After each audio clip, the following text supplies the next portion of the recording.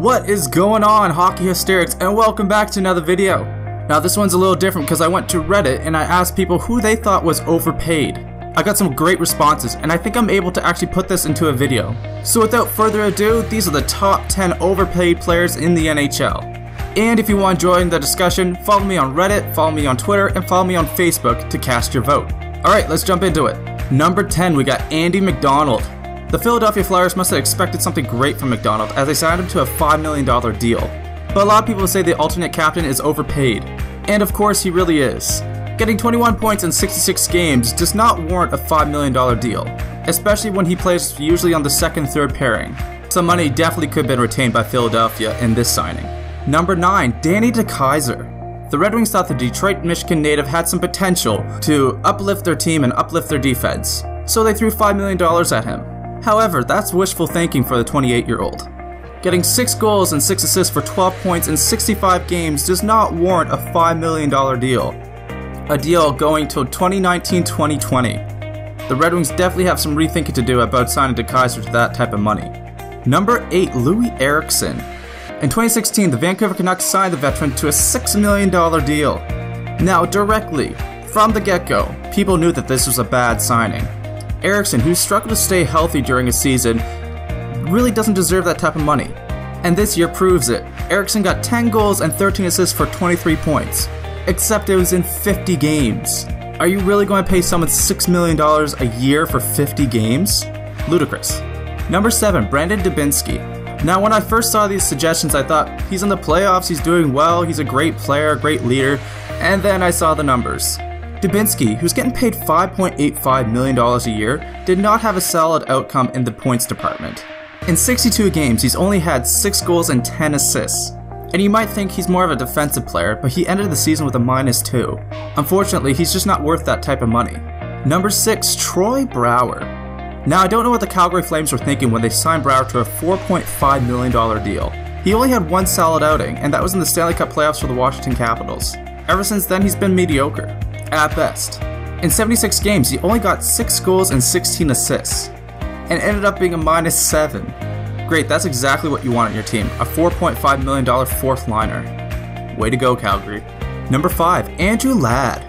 The British Columbia native still seems to be struggling late in his career. The ex-Jets captain seemed to have a promising potential to his career, but as soon as he went to Long Island, nothing seemed to go right for him.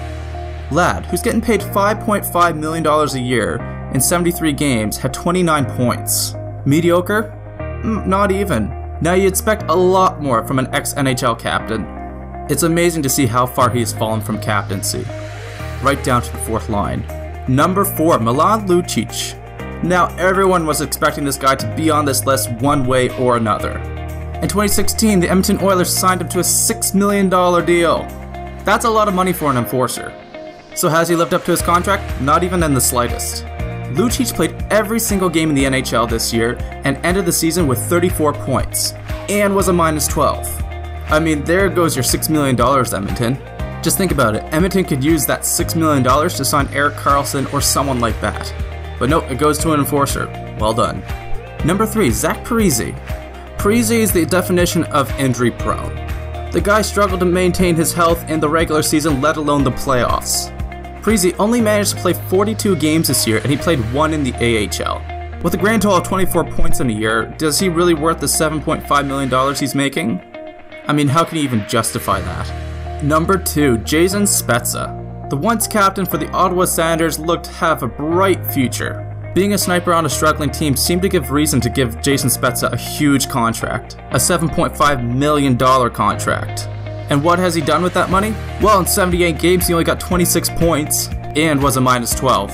Being around such great talent of Benn, Seguin, Klingberg, and Radulov, you'd think that you'd have no excuses to have poor numbers. But thus, Jason Spezza found a way to have poor numbers. It makes you wonder, if Jason Spezza actually achieved his potential, how good would the Dallas Stars be? Before the number 1 pick is revealed, here are some other qualifiers.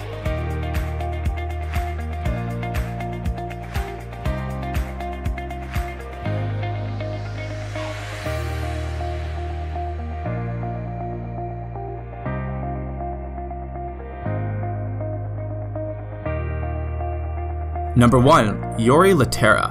Now, the Philadelphia Flyers have some big cash to deal with. Not only did they make a bad signing with McDonald, they have a bad cap hit with Laterra. The 30-year-old's making $4.7 million. And you might think, well, that's not so bad at all. There's plenty of people on this list that have been making more and done terribly. Except Laterra ended the season with 8 points in 62 games. That gives him a grand total of $587,500 per point. I mean, this guy is just brutal. And it's not like he had stellar years with St. Louis either. He was mediocre to say at best. A third liner. But yet someone thought it would be a good idea to sign him to that type of money. Oh, that was a mistake. So what do you guys think of these players? Did I miss anyone on this list? Let me know down in the comments below. If you haven't already, subscribe to this channel for more awesome hockey content and to have discussions. And if you really like the video and like the picks on this list, then smash that like button. Alright, you guys, have a great day.